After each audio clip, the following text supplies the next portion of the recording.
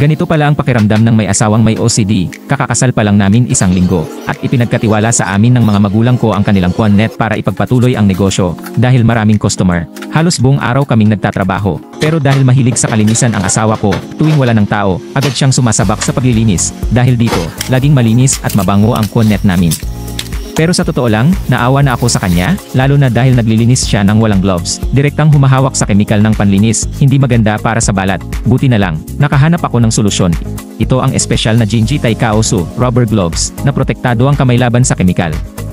Dumi, at hindi nakakasira ng balat. Pwede gamitin sa kunet, kusina, paghuhugas ng pinggan, at banyo, malinis na. Hindi pa madudumihan ang kamay, mahaba ang design, kaya hindi ka mababasa o matalsikan ang damit habang naglilinis.